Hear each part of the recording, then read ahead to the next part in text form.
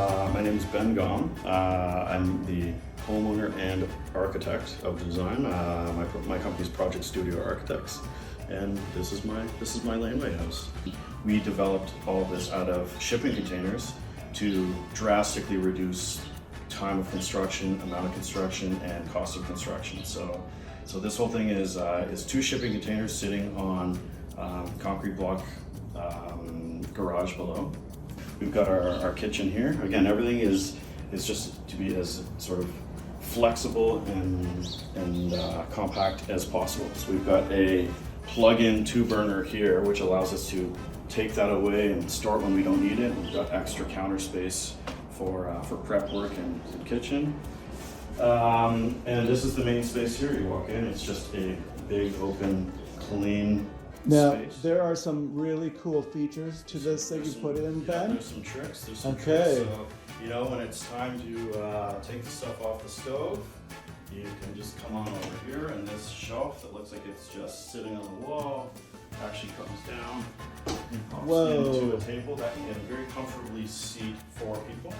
I like that. So a couple who's living here can also have another couple over for dinner.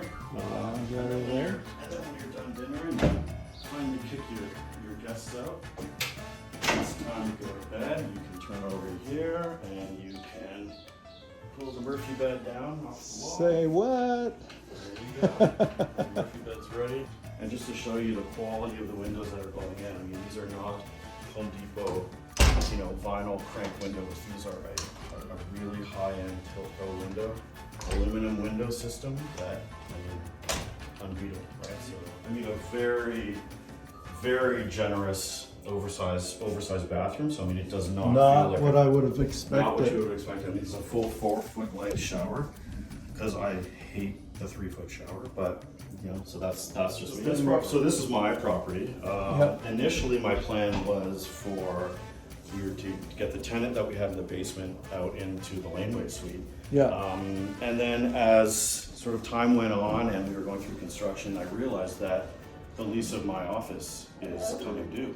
So I'm actually going to be moving my office into this space. So it just opens up yet another door of possibility for people. Post-COVID, this is a real new reality that people aren't just setting off an office in their bedroom or beside the kitchen. This is a viable option for someone.